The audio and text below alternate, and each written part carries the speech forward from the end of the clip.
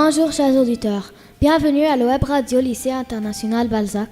Je suis Kenda Bakr, élève de 6e C. Nous sommes le mardi 22 janvier. Au sommaire, d'abord on commence par les infos avec Taha Marie.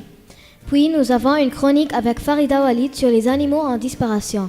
Après, une devinette avec Ali Ossam, puis une chronique avec Lara Elal sur le petit déjeuner équilibré.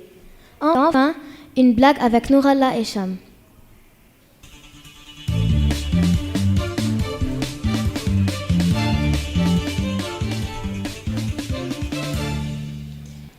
En France, à Lyon, plus particulièrement, le vendredi 18 janvier, un vol EasyJet faisant la liaison entre Lyon et Rennes avait été détourné pour une alerte à la bombe. L'auteur a été identifié. Un étudiant rennais de 23 ans qui ne voulait pas que ses parents le rejoignent dans la capitale bretonne. Quelle horreur! Quand les marches lycéennes pour le climat. Des milliers de lycéennes, belges, suisses et allemandes, ont défilé en fin de semaine dernière pour pousser les adultes à agir contre le réchauffement climatique. Des mouvements qui font écho à l'appel à la grève de l'école chaque vendredi lancé lors de la dernière COP24 par l'adolescente suédoise Greta Thunberg. Merci Taha. De rien. Alors Farida, c'est vrai qu'il y a des animaux en disparition? Oui, et parmi eux, c'est le panda.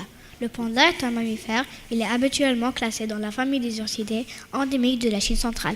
Il ne vit que dans le centre de la Chine, dans des régions montagneuses recouvertes de forêts d'altitude, des provinces de Sichuan et Gansu, et ainsi que Shaanxi, entre 1000 et 4000 mètres.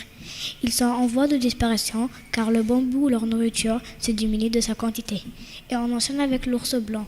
Il est aussi connu sous le nom de ours polaire. Il est un grand mammifère omnivore, originaire de régions arctiques.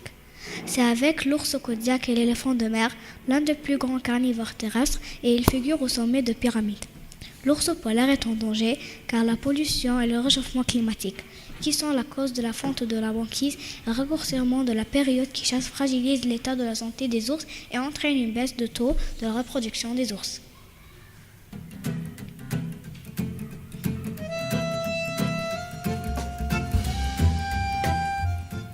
Allez chers auditeurs, on va s'amuser un peu avec Ali qui va nous présenter 2 devinettes. Mon premier fait miaou. Mon deuxième est le contraire de tard.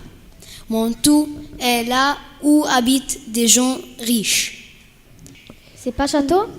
Oui, c'est juste. Bravo. Allez, une deuxième. Oui, d'accord. Mon premier est un félin. Mon deuxième est un félin. Mon troisième est un félin. Mon tout est une danse. Alors c'est quoi ça? Je sais pas. Je sais pas, c'est Tu peux le dire s'il te plaît? Tu dis la réponse? D'accord. C'est le cha-cha-cha.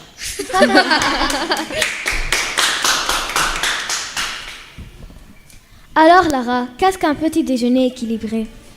Le petit déjeuner équilibré est le premier repas de la journée et le plus essentiel. Il prend 25% de l'utilité des aliments qu'on mange dans une journée. Pour le déjeuner, il prend 35%, la collation prend 10% et le dîner prend 30%.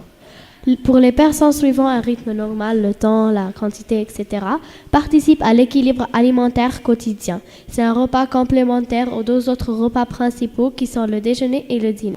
Un exemple de petit déjeuner équilibré. Il doit y avoir un produit céréalisé, un fruit ou jus fraîche de fruits, une boisson et un produit laitier. Merci. Merci. Il ne faut pas donc rater son petit déjeuner, chers auditeurs.